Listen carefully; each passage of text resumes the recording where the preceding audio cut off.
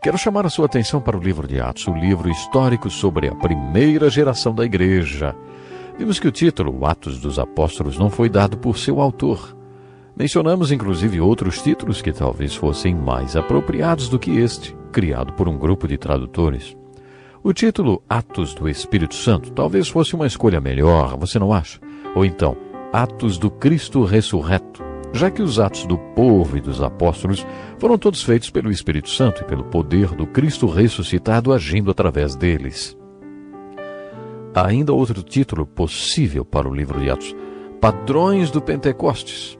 Eu gosto desse título porque este livro tem tudo a ver com o Pentecostes.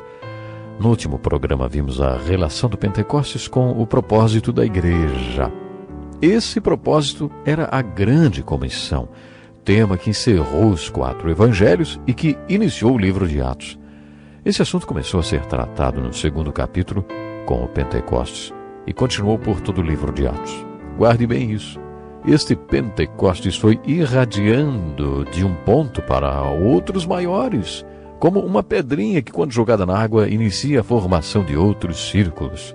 Os outros Pentecostes no livro de Atos estão sempre relacionados à disseminação do Evangelho ou com a implementação da grande comissão.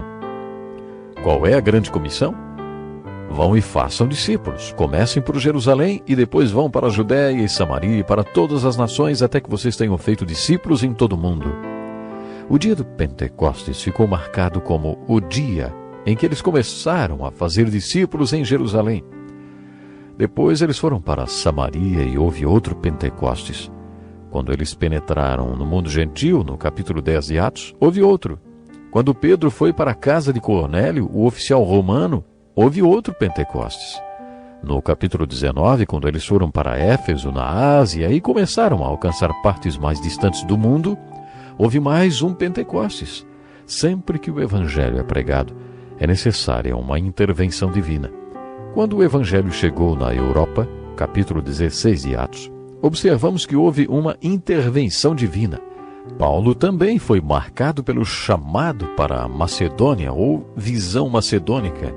No capítulo 8, essa intervenção é marcada pela perseguição, que, além de servir como uma poda na igreja, também a levou para outros círculos mais amplos, fazendo-a obedecer à grande comissão. O capítulo 8 de Atos registra o Pentecostes em Samaria. Os capítulos 10, 16 e 19 registram outros Pentecostes. Esses são chamados padrões do Pentecostes, ou o Pentecostes perpétuo. Mantenha estes Pentecostes em vista no seu estudo do livro de Atos. No último programa vimos alguns padrões que surgiram no nascimento e crescimento da igreja. Vimos no capítulo 6 que existe uma distinção entre os dons práticos e os pastorais. As pessoas que tinham os dons pastorais, as Marias, disseram para as que tinham os dons práticos, as Martas: vocês cuidam da administração da igreja e nós nos dedicaremos à oração e ao ministério da palavra. Este padrão surgiu no capítulo 6 e no capítulo 7. Estevão, um dos diáconos, cruzou a linha do dom prático para o espiritual e tornou-se um grande pregador. Observamos a mesma coisa no capítulo 8. Outro diácono, chamado Filipe, também cruzou a linha do dom pastoral e se tornou um grande evangelista em Samaria.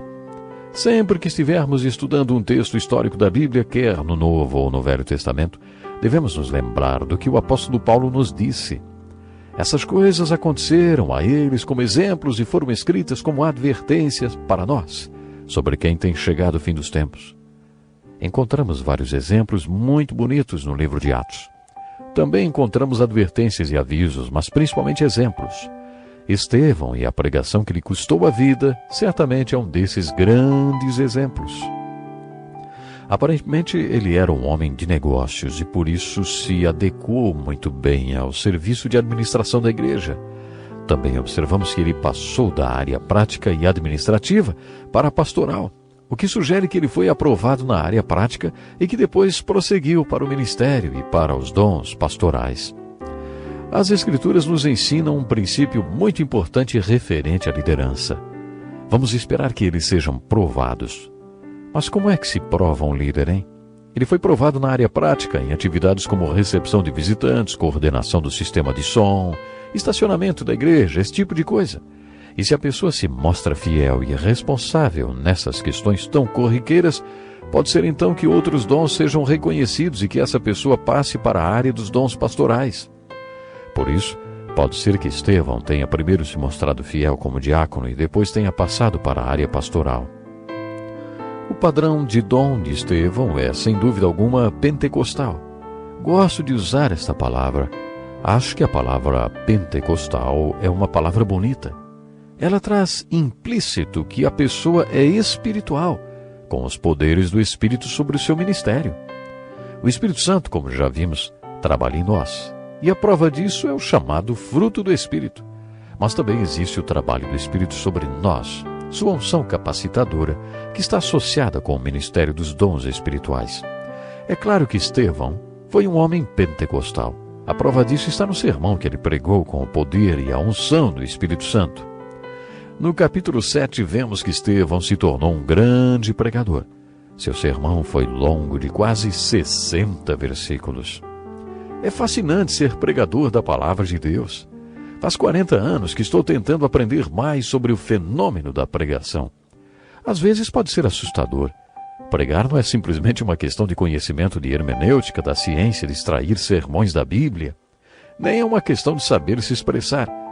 Para pregar é necessário ter o dom espiritual. E se a pregação não for feita com a unção do Espírito Santo, não é uma pregação verdadeira, como no Novo Testamento, como o Novo Testamento descreve. Uma pregação pentecostal é o único tipo de pregação apresentada no Novo Testamento. A pregação de Estevão é fascinante. Ele fez um apanhado dos 39 livros do Velho Testamento num único sermão. No estudo que fazemos no Encontro com a Palavra, foram necessários 180 programas de 15 minutos cada para trazer uma introdução do Velho Testamento. Você que tem acompanhado esse estudo sabe como me empenhei para cobrir todas as informações dos 39 livros do Velho Testamento. Mas Estevão sintetizou esplendidamente as Escrituras num único sermão. Ele conseguiu resumir de maneira concisa e clara, abordando as questões principais num único sermão. Eu precisei de 180 sermões de 15 minutos cada para resumir o Velho Testamento. E Estevão precisou apenas de um sermão de mais ou menos 20 minutos para fazer a mesma coisa. Ele começou seu sermão com Abraão, mencionou Isaac e Jacó, falou sobre o ministério de José, abordou também o ministério de Moisés, Josué, Davi e Salomão, até o cativeiro babilônico. Em apenas um sermão, ele relatou toda a história dos hebreus. O propósito do sermão de Estevão não era evangelístico, apesar de, como veremos, ter dado muitos frutos. Estevão quis dizer aos líderes religiosos que eles tinham rejeitado a graça, o amor e a salvação de Deus. Que eles tinham rejeitado tudo de bom que Deus tinha preparado para eles. O ápice desta rejeição foi a rejeição do Messias. Era isso que aqueles líderes estavam fazendo naquele momento. Eles estavam prontos para apedrejar Estevão por causa da sua pregação sobre a vinda de Jesus Cristo, o Messias. Estevão finalizou sua pregação falando sobre o Êxodo. Ele pregou àquelas pessoas que o Êxodo, o livramento do Egito, tinha sido talvez o maior milagre da história do Velho Testamento e simbolizava a salvação. O Êxodo envolveu o ministério do homem de Deus mais importante da história dos hebreus, Moisés. Estevão conta que Moisés tinha passado 40 anos no palácio de Faraó e depois tinha sido chamado por Deus num arbusto incandescente. Moisés foi comissionado para ser o libertador, o instrumento que traria a libertação do povo de Deus da terra do Egito. A Páscoa dos judeus é uma lembrança importante desta libertação, assim como a nossa Santa Ceia ou Eucaristia também surgiu como lembrança da nossa libertação. A essência da revelação judaico-cristã da verdade está inserida no Êxodo. Junto com a libertação, Moisés recebeu a lei de Deus registrada nos 5 primeiros livros da Bíblia e sintetizada nos 10 mandamentos. Conforme Estevão contava e relembrava ao povo toda a história dos hebreus, ele batia na mesma tecla. Vocês rejeitaram Moisés e a salvação que Deus trouxe através do Êxodo. Vocês queriam voltar para o Egito.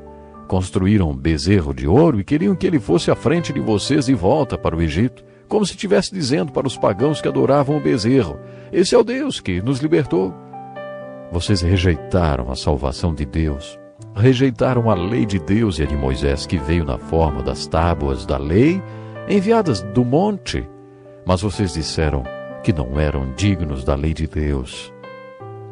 Esse foi o objetivo de Estevão. Ele concluiu dizendo: povo rebelde, obstinado de coração e de ouvidos, vocês são iguais aos seus antepassados, sempre resistem ao Espírito Santo. Qual dos profetas os seus antepassados não perseguiram?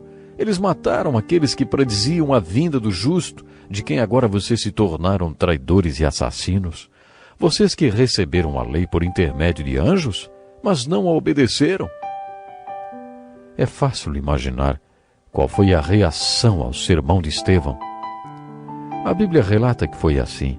Ouvindo isso, ficaram furiosos e rangeram os dentes contra ele.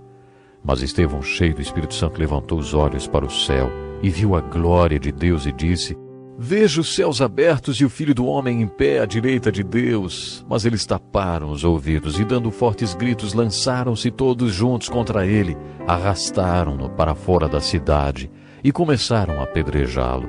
As testemunhas deixaram seus mantos aos pés de um jovem chamado Saulo. Enquanto apedrejavam Estevão, este orava: Senhor Jesus, recebe o meu espírito.